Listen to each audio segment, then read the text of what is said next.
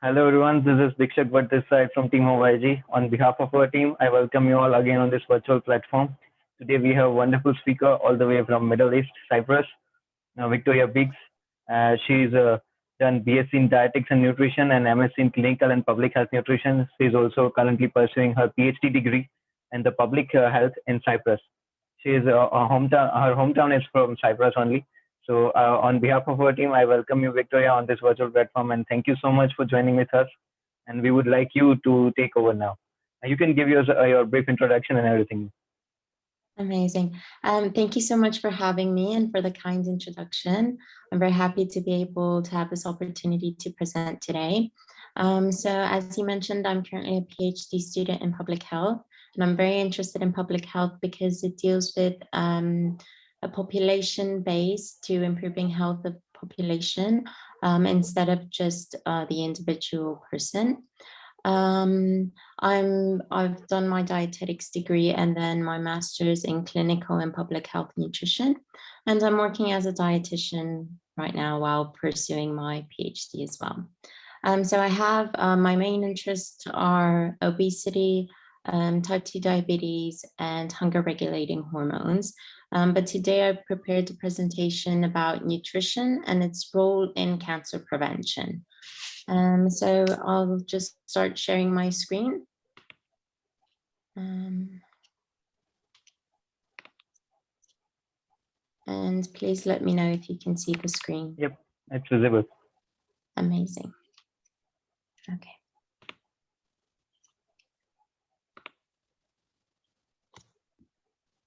So as I've mentioned, today's topic is the role of nutrition in cancer prevention. And I'm just going to start from the beginning. So nutrition is widely known for the prevention of chronic disease, and it's important for the management and treatment of chronic disease. So according to the ancient Greek mythology, people used to believe that diseases were an act of the ancient gods. However, Hippocrates was the first person to notice that diseases occur at certain times, at specific places, and due to certain circumstances. So he was the first person to notice that that diseases have a causality and occur due to certain factors. And he was the first one to say the popular phrase of "let food be thy medicine and medicine be thy food," emphasizing on the importance of food on disease prevention. Okay, so what is cancer? Cancer is a group of many diseases, and it's a result of random mutation due to uncontrolled cell growth, which may occur due to a single abnormal cell multiply out of control. It can form two tumors and then invade healthy tissue and may also spread to other parts of the body.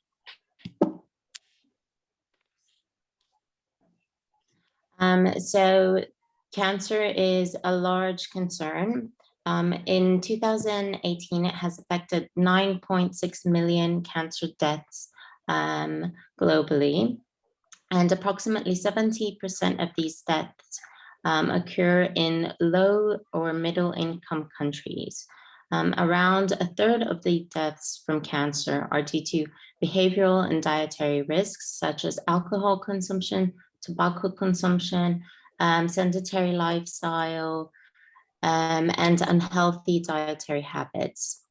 And as you can see, it is a large economic burden.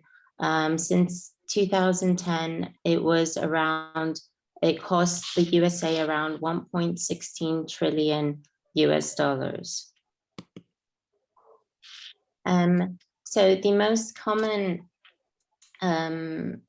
types of cancer, even though they vary across each country, globally the most common are lung, breast, colorectal, prostate, skin cancer, stomach, and in women, breast cancer is the most common type, and in men, we can see that lung cancer is the most common. Most of the cancer deaths are due to lung cancer, colorectal, stomach, liver, and breast cancer. So next slide. So here we can see the global estimates of number of new cancer, the incidence of cancer rates, and we can see that it's increased dramatically since 1980. And it's estimated to reach up to 29.5 million cases by 2040. So a few risk factors for cancer include tobacco use, so smoking, alcohol intake, unhealthy dietary habits, such as consumption of fast food, consumption of large amounts of sugar, salt, physical inactivity, a family history of cancer, so genetics do play a role in cancer development, exposure to ultraviolet radiation from the sun, exposure to other types of radiation, and to specific chemicals. So the development of cancer is due to abnormal processes where, oops, sorry. So the development of cancer, as I mentioned, is an abnormal behavior, has an abnormal behavior, and there has been evidence that created the hallmarks of cancer, which we can see in the figure here. And there's now evidence that nutritional factors and physical activity have a large impact on the characteristics of these specific cells and of the development of cancer. So additionally, obesity has been found to be an indirect driver for cancer. And here we can see the figure that shows an increase of obesity due to our obesogenic environment. So due to a Western diet, physical inactivity, as I have already mentioned, and due to changes in our general lifestyle. Processed foods are a lot cheaper than they used to be. Are a lot cheaper than healthier foods, and they're a lot more easier and available. So people are really changing their eating habits and their styles, going from in Cyprus from a Mediterranean diet to a mostly Western type diet.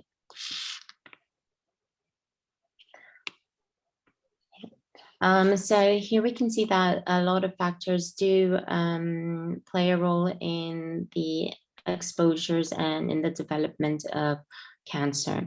So we can see that food contaminants, UV radiation, environmental carcinogens, as well as nutrients, smoking, and lifestyle factors, along with genetic factors, all play a role together into the process of developing cancer. So it's important to note that lifestyle habits, it's not just one habit that will make a difference. It's a combination of many habits together. So here's some of the evidence of the association between nutrition and cancer. So this is from the Clinical Guide to Oncology Nutrition, and we can see that there's a convincing evidence in the increased risk of rectum and colon, breast, prostate, and endometrial diet in obesity.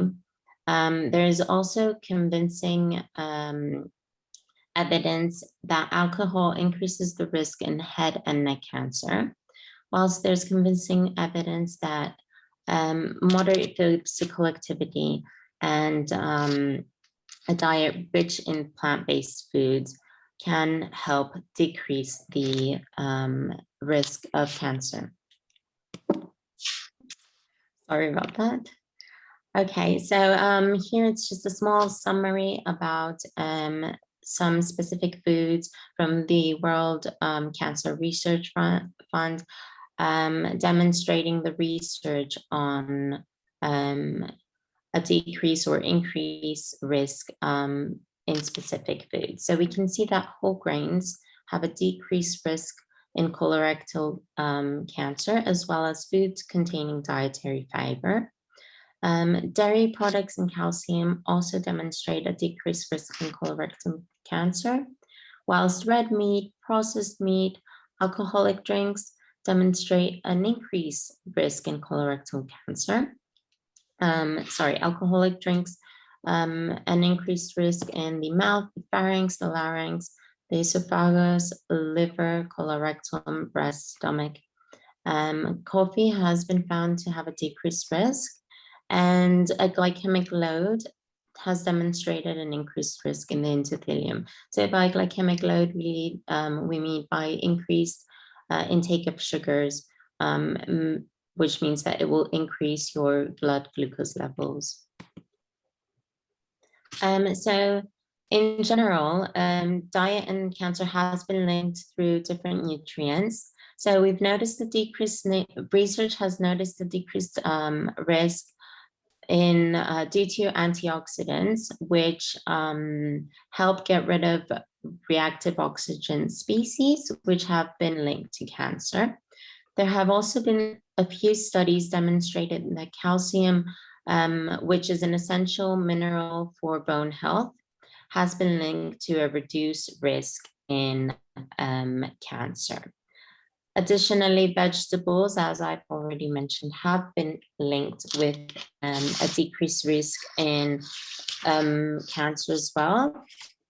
Polyphenols, which are found in tea, in specific foods such as blueberries, have also been linked with a decreased risk in cancer development due to the fact that they help fight reactive oxygen species and toxins inside the body.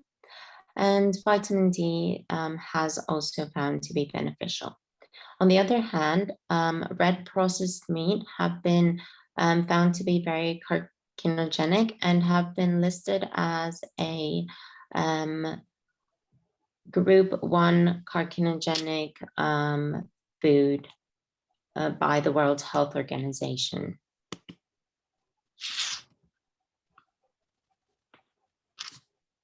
So as I've already mentioned, obesity and overweight does play a large role in cancer development. And it's important to maintain a healthy body weight in order to reduce our cancer risk. So a BMI under 40 has been found to, above 40 has been found to be an increased risk for developing cancer. And specifically, the American Institute of Cancer Research has demonstrated that 52% of increase in risk for cancer in men when you have a BMI above 40, and a 62% increase of risk for cancer in women. Next slide.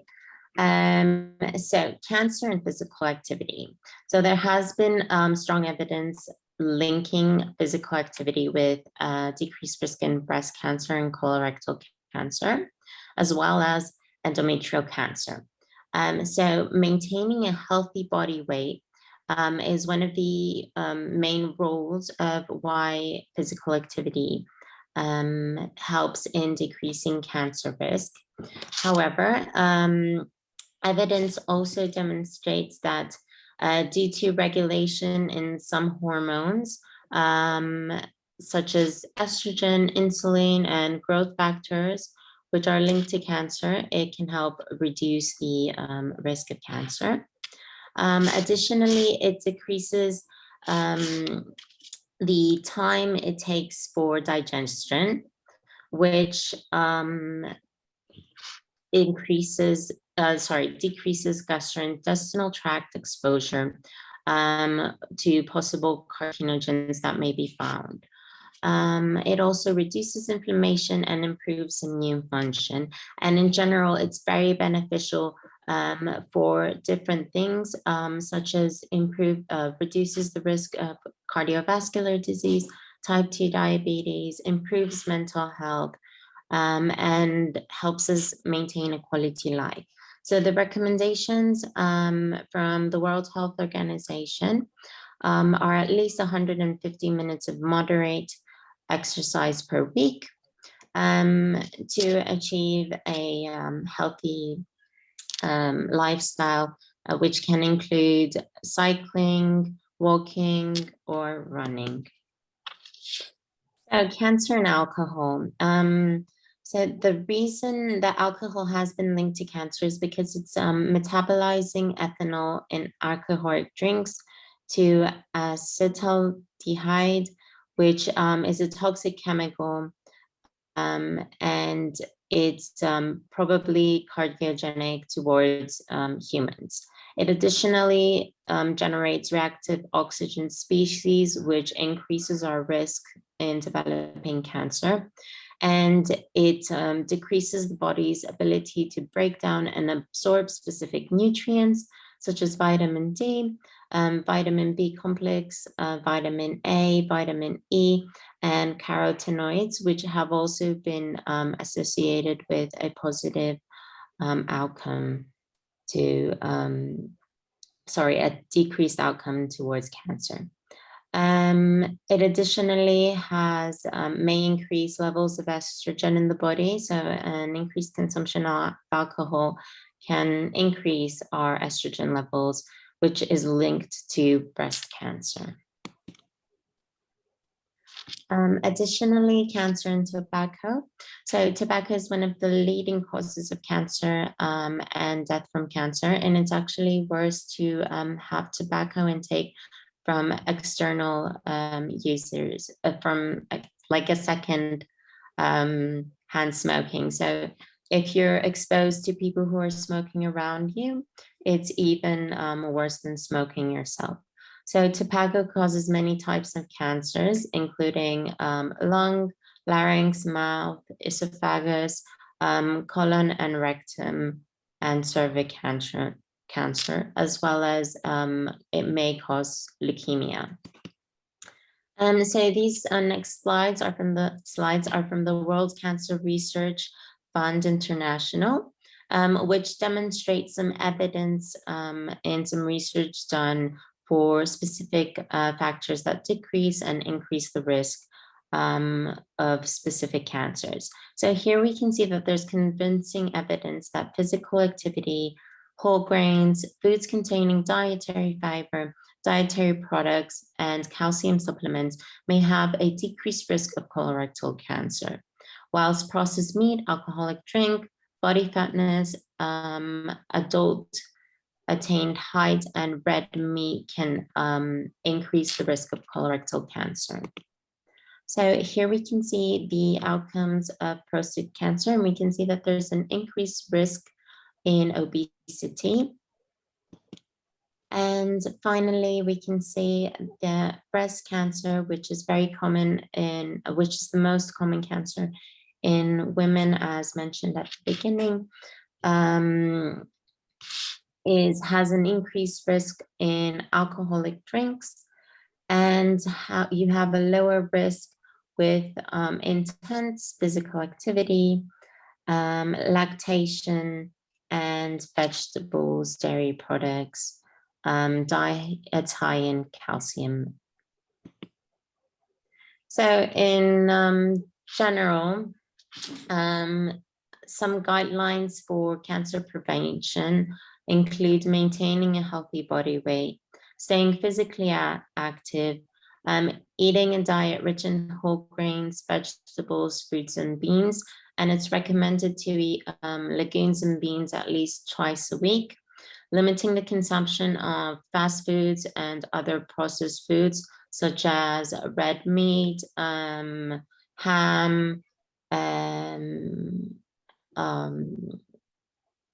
and sugary foods, limiting the consumption of sugar-sweetened drinks, limiting the consumption of alcohol and smoking.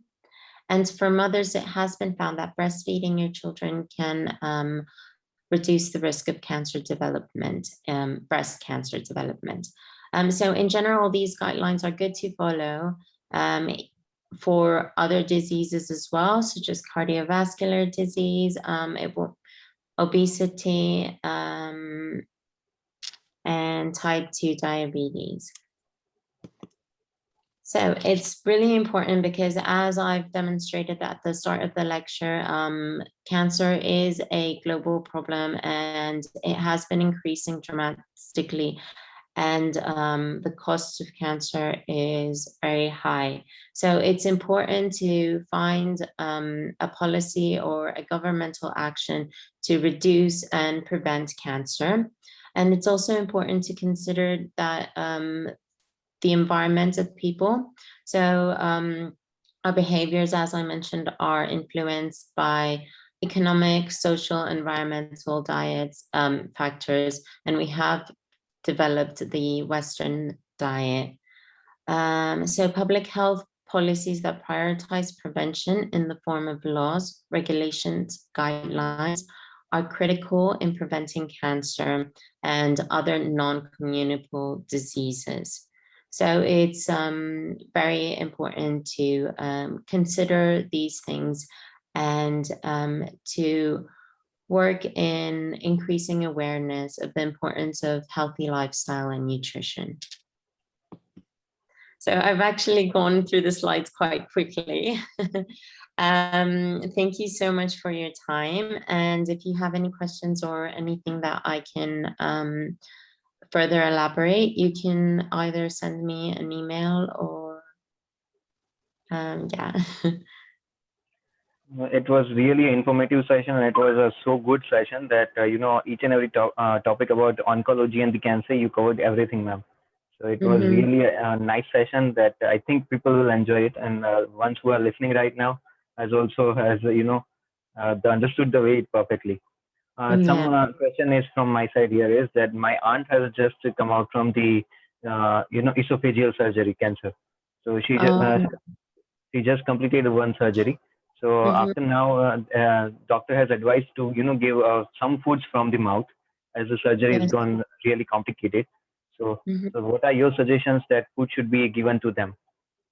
So in nutrition in cancer treatment, nutrition is very important. I'm very sorry to hear about this. But if so she's taking part IV, you mentioned? Yeah, right now she is having foods from the tube, From which the is tube, yes. yeah. Okay, so that's a very good start because sometimes it's necessary for supplements, for more food or feeding through the tube because cancer patients, especially patients who have cancer in the mouth and the esophagus, head and neck cancer, it's very difficult for them to swallow. They have loss of appetite. So it is very important for them to have adequate nutrition because lots of studies have shown that a reduced weight and reduced nutrition leads to a less survival rate in cancer patients. So it's another important fact is to consider that nutrition is very important in cancer treatment as well as physical activity because cancer patients may have a lot of muscle wasting, which reduces their survival rate, and it's just very important to have the support they need for the treatment because it's very difficult. They have they feel weak, and maintaining muscle and energy is very important. So if she is being fed through the tube right now, it's very good because I'm sure that the doctors and dietitians will be considering all her necessary nutrients that she needs. Yeah, and they have given the medications and everything through that tube only. They advise to Yes. just give her water and liquid from the mouth, but just before yesterday, they advised to, she can eat now from the mouth. That's why. Mhm. Until Of now, she course, was not having the foods from the mouth, just the liquid. yes. Yes, I understand.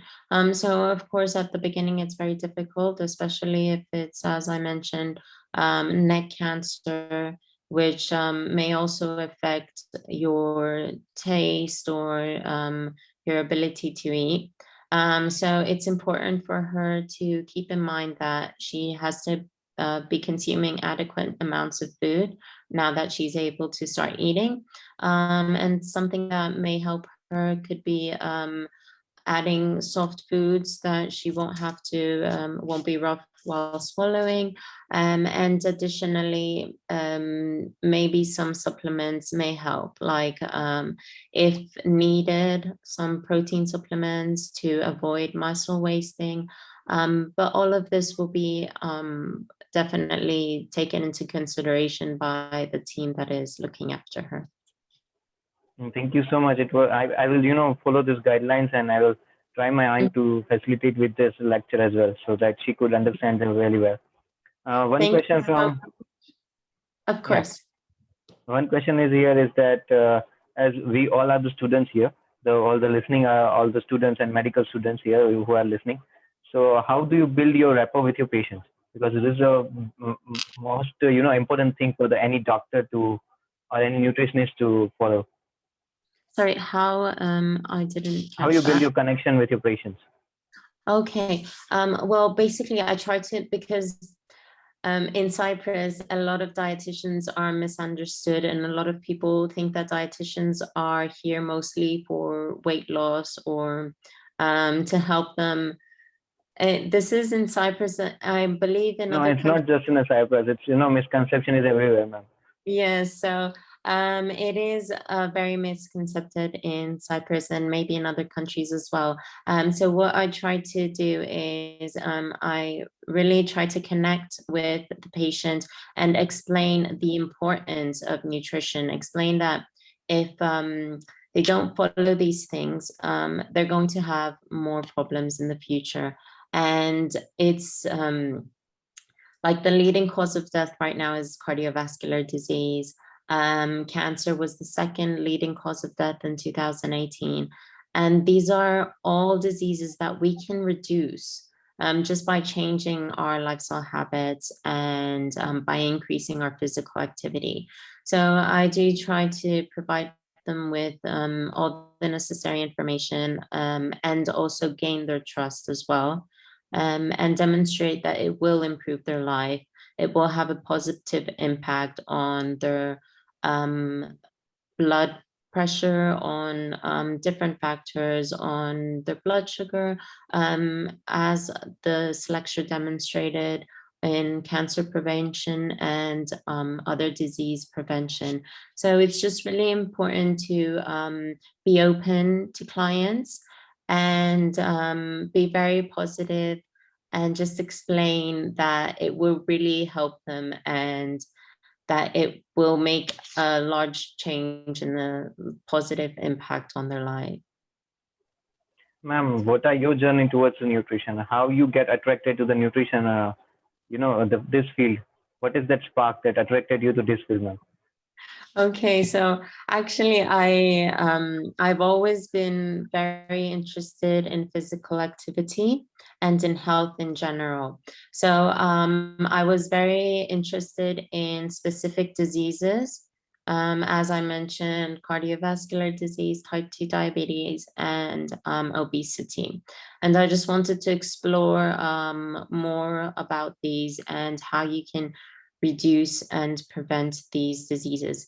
And I found that, as I mentioned at the beginning, Hippocrates as well, because which I am a huge fan of, um, he demonstrated that you don't need medicine, that food can be your medicine, and you can prevent many diseases, like most of the problems we are facing in the modern world right now can be dramatically reduced just by nutrition.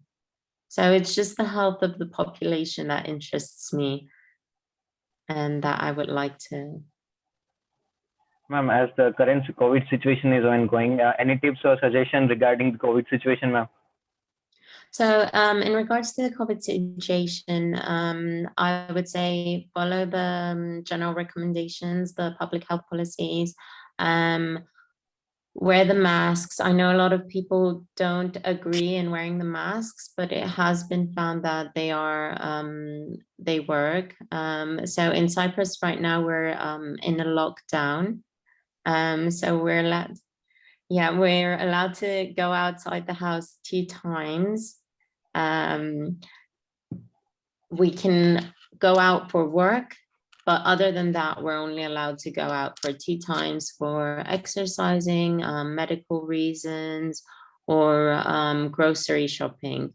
In general, I would advise washing your hands frequently, trying to avoid unnecessary contact with other people, and just follow the general recommendations about COVID.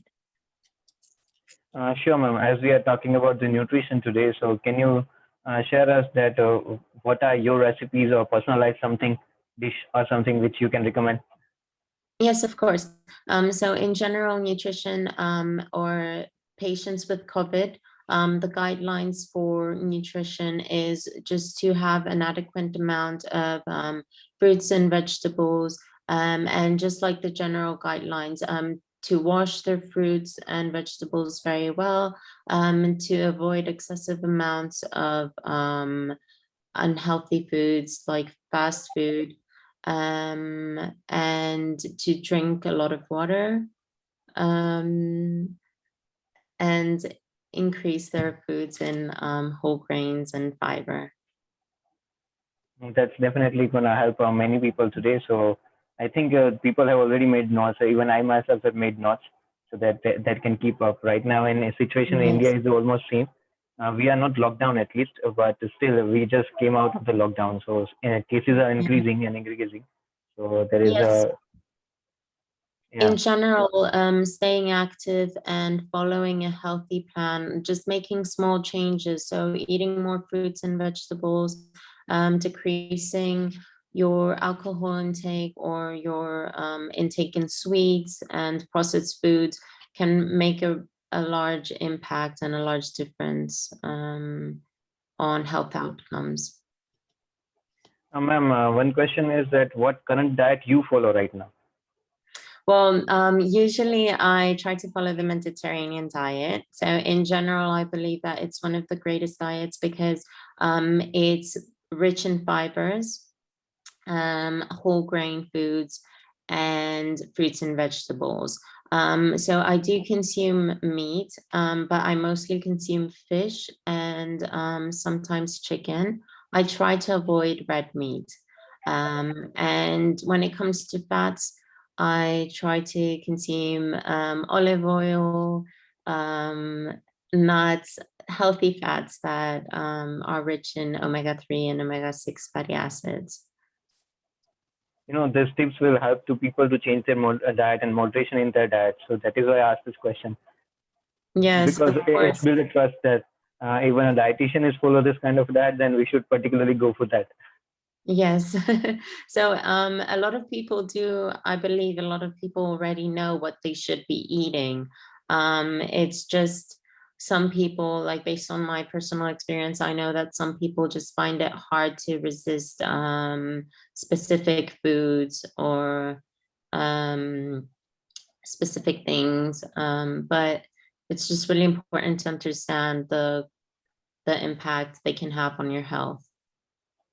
Ma'am, one question is from my side is that some patient comes to us, and when in starting in beginning they were so good that, oh, I will stick to that, but after some time the motivation is lost. So ma'am, how you deal with this kind of situation? So a lot of times I try to motivate my clients on my own, and I try to explain to them that they're doing this for themselves. So it's really important for them to understand that they have a goal to achieve, and that by doing so, by changing their habits in the long term, it will help. And I always tell them to be patient. So in nutrition, I always have my clients on a general healthy diet that isn't restrictive. So I find that when they're eating a balanced diet and they're not restricting themselves from anything, it's a lot more easier for them to follow the diet.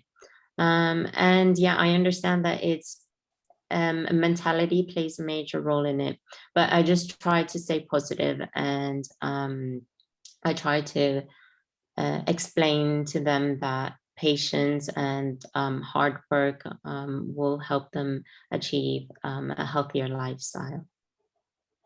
Ma'am, one question is that there are so many researchers papers are coming up in days and days. Even lots of researches are happening today. So how do you yourself keep up with those researches? Because even myself, I find harder to stick with the new researches. So how do you Yes, keep yourself up with that? I understand. So there's a lot of research, new research and conflicting research as well. So what I do is I try to keep up with scientific journals and follow evidence-based nutrition rather than, because there are a lot of information from other sources such as social media, such as the television and other sources that may not be based on science. So what I try to do is if I'm interested in a subject and I want to read about it, I just make sure that it's based on scientific evidence, and I'll go ahead and look at different research papers. And then based on those, I'll come up with the conclusions that I would make. That's really a great tips, ma'am. Last question from my side is that any takeaway words or any suggestions or tips for all the aspiring doctors who are listening to you?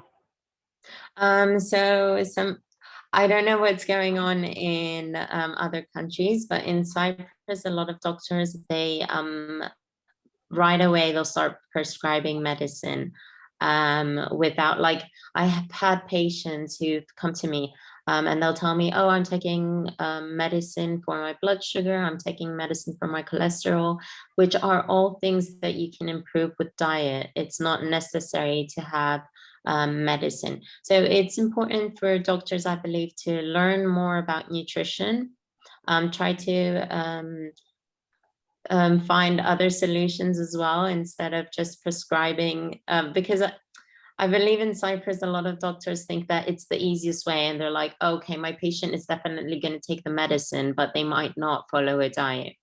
But it's important just to change these small things in the long term.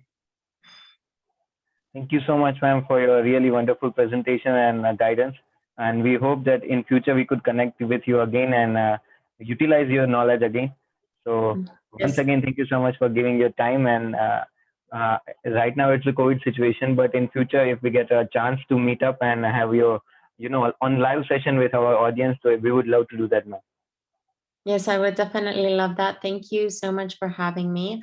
As I had mentioned, cancer isn't my specialty, and I've just gone through the presentation a little bit quickly. But if you do have any questions, you can email me at my email. And thank you for your time. And I would love to get the chance to speak to everyone live after the COVID. Thank you so much, ma'am. We hope to see you again in future, ma'am. You too. Thank you.